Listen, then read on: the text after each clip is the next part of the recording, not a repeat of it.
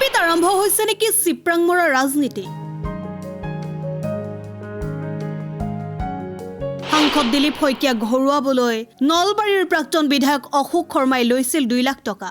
অশোক শৰ্মাই 2011 চনত যেতিয়া মই বিজেপি ইলেকশ্যন খেলিছিলোঁ তেতিয়া সেই সময়ত এজন প্ৰাৰ্থীৰ পৰা মোক কম ভোট দিওৱাৰ কাৰণে 2 লাখ টকা লৈছিল। এইবাৰো দিলীপ শইকীয়া ঘৰুৱাবলৈ অশোক শৰ্মাই দৰং ওদালগুৰিত দিলীপ শইকীয়াৰ বিৰুদ্ধে প্ৰচাৰ চলাইছিল। বিভিন্ন স্থানত ভোট দিব নালাগে বুলি দৰং লোকসভা সমষ্টিত ওদালগুৰি লোকসভা সমষ্টিত বিভিন্ন স্থানত গৈছে, গৈ কিনে আমাক ভোট দিব নালাগে বুলি এপিল কৰিছে। এই বিস্ফোৰক অভিযোগ সাংসদ তথা দৰং ওদালগুৰি লোকসভা সমষ্টিৰ বিজেপি প্ৰাৰ্থী দিলীপ শইকীয়াৰ। অশোক শৰ্মা আমাৰ দলৰ এগৰাকী কাৰ্যকৰ্তা, তেখেতৰ কিছুদিনৰ পৰা মতিভ্ৰম হৈছে। তেখেত এটা চৰকাৰী ষ্টেটৰ চেয়াৰমেন হৈ আছে। তেখেতে যদি ইমান ক'ৰবাত কিবা হোৱা দেখিছে, প্ৰথমে চেয়াৰমেন পদটো ত্যাগ কৰিব লাগে। দলৰ পৰাটো তেখেতক আমিতো যি ক'ব লাগে কমেই। মোৰ বিৰুদ্ধে তেওঁ বিভিন্ন স্থানত ভোট দিব নালাগে বুলি দৰং লোকসভা সমষ্টিত ওদালগুৰি লোকসভা সমষ্টিত বিভিন্ন স্থানত গৈছে অশোক শৰ্মাই। গতিকে যিজন ব্যক্তিয়ে নৰেন্দ্ৰ মোদীক প্ৰধানমন্ত্ৰী পতাৰ কাৰণে আমি সকলোৱে চিন্তা কৰিছোঁ, ভাৰতবৰ্ষক বিকশিত ৰাষ্ট্ৰৰূপে গঢ়ি তোলাৰ বাবে আমি চিন্তা কৰিছোঁ, সেইটো সময়ত অশোক শৰ্মাৰ নিচিনা তথাকথিত মই শব্দ আজি প্ৰয়োগ কৰিছোঁ, তথাকথিত নেতা এজনে এই ধৰণে আমাৰ বিৰুদ্ধে আৰু আজিৰ দিনটোত মন্তব্য দিয়াটো অশোক শৰ্মাৰ মতিভ্ৰম হৈছে। অশোক শৰ্মাৰ হয়তো চিকিৎসাৰ প্ৰয়োজন হৈছে। বিজেপি দলৰ হিতাধিকাৰী সহজত বেছি গুৰুত্ব দিয়া বুলি ক'ব বুজি। অশোক শৰ্মাৰ কথা মই নকওঁ, তেওঁ যিজন মতিভ্ৰম হোৱা ব্যক্তিৰ সন্দৰ্ভত প্ৰতিক্ৰিয়া মোৰ এইখিনি থাকিব। দেখা যাব। আমিতো কম, মইতো নিজে কম যে এইজন ব্যক্তিক অতি শীঘ্ৰে দলৰ পৰা বহিষ্কাৰ কৰিব লাগে। একে কিন্তু মন্তব্য আপোনাৰ ৰাজেন গোহাঁইও কিছুদিন পূৰ্বে কৰিছিল। ৰাজেন গোহাঁইৰ কথা মই নকওঁ, মই অশোক শৰ্মা মোৰ প্ৰমাণ আছে ওচৰত। আপোনাৰ মোৰ বিৰুদ্ধে বিভিন্ন ব্যক্তিৰ ঘৰত গৈছে, গৈ কিনে আমাক ভোট দিব নালাগে বুলি এপিল কৰিছে। প্ৰশ্নৰ মানে যিটো অশোক শৰ্মালৈ প্ৰশ্ন দিছে, অশোক শৰ্মা এজন খাইপাত ফলা ব্যক্তি মোৰ দৃষ্টিৰে। সেইকাৰণে মই আজি কৈছোঁ, অশোক শৰ্মাই দলৰ দায়িত্ব লোৱাৰ পৰা বিভিন্ন দলীয় দায়িত্ব লাভ কৰিছে। যুৱ মৰ্চাৰ পৰা এৰেন বডিলৈকে বিভিন্ন দায়িত্ব পাইছে। MLA তেখেতক মানে ইলেকশ্যন খেলিব 2বাৰ সুযোগ দিছে। 2006ত MLA খেলিছে, 2016ত MLA খেলিছে। 6 হাৰিছে, 11ত মই হাৰিছিলোঁ। আৰু এটা কথা আপোনালোকে সকলোকে মাতকচোন, মই কৈ দিওঁ আৰু এটা কথা, চব পেছৰ মানুহ মাতক, গোটেইখিনি আছেনে দাদা? হেৰিদা, আপোনালোকে শৰ্মাই আজি যিটো প্ৰতিক্ৰিয়া দিছে, সেই নেতিবাচক প্ৰতিক্ৰিয়া অশোক শৰ্মাৰ মতিভ্ৰম হৈছে। অশোক শৰ্মাক চিকিৎসাৰ প্ৰয়োজন হৈছে।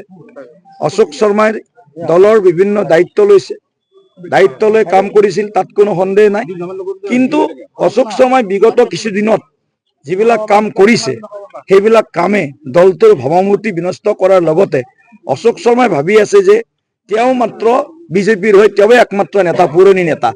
99% দলৰ এনেকুৱা জ্যেষ্ঠ কাৰ্যকৰ্তাই, ডেডিকেটেড চিনচিয়াৰ অনেষ্ট কাৰ্যকৰ্তাই একো নোপোৱাকৈ বিজেপি কৰি আছে।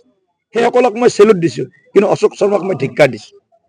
অশোক শৰ্মাই আজি ষ্টেট গভৰ্ণমেণ্টৰ এটা চেয়াৰমেন হৈ আছে। যিজন ব্যক্তিয়ে ডাবল ষ্টেণ্ডাৰ্ড, দুমুখীয়া চৰিত্ৰ প্ৰদৰ্শন কৰিছে, এইফালে ক'ৰবাত কোনোবাই কয় তেওঁ মানে বিৰোধিতা কৰি আছে। মই নিজে, মোৰ হাতত প্ৰমাণ আছে, অশোক শৰ্মাই দৰং ওদালগুৰিত গৈ মোৰ বিৰুদ্ধে তেওঁ কেম্পেইন কৰিছে।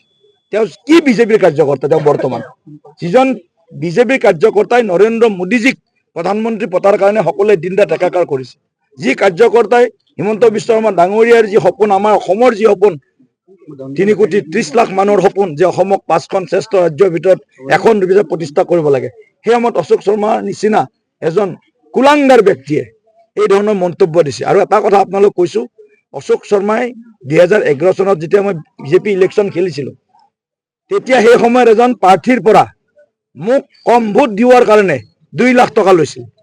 11 চনত ময়ো হাৰিছোঁ, মোক হৰুৱাইছিল আপোনাৰ অশোক শৰ্মাই। তেওঁ সভাপতি নাছিলে, এতিয়া বীৰেন দত্ত সভাপতি আছিলে, আৰু বীৰেন দত্ত ঘৈণীয়েক ইণ্ডিপেণ্ডেণ্ট খেলিছিলে তেতিয়া দীপিকা দত্তই। গতিকে সেই সময়ত অশোক শৰ্মাই এটা ভয়ংকৰ কাম কৰিছে।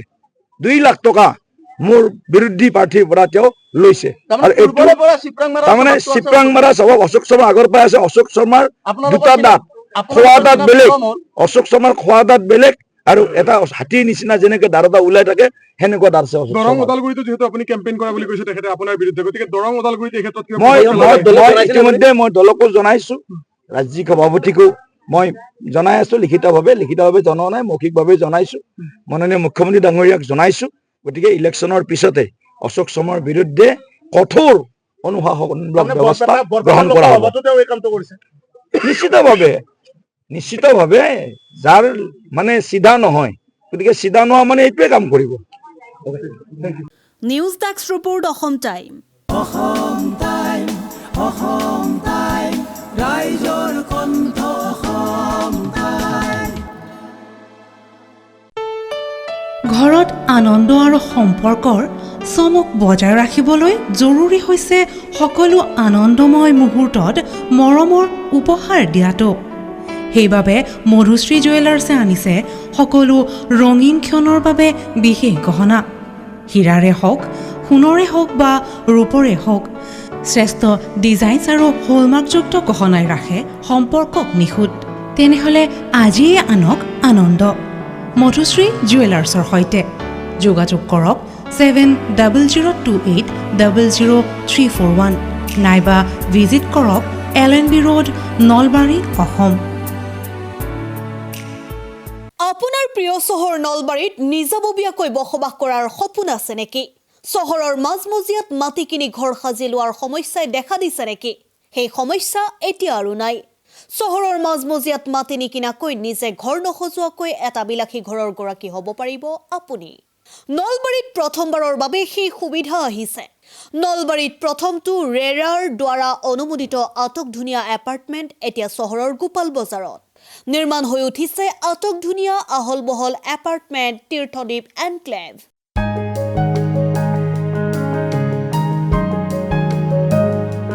চহৰৰ গোপাল বজাৰৰ DIC পথত নিৰ্মাণ হৈ উঠিছে তীৰ্থদ্বীপ এনক্লেভ এপাৰ্টমেণ্ট।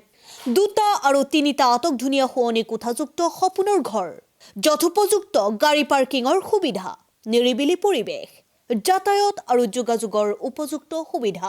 আপোনাৰ সপোনৰ ঘৰখনৰ বাবে ন্যূনতম হাৰত বুকিং চলি আছে। পলম নকৰি এতিয়াই যোগাযোগ কৰক 9706010636 আৰু 9954253864 নম্বৰত।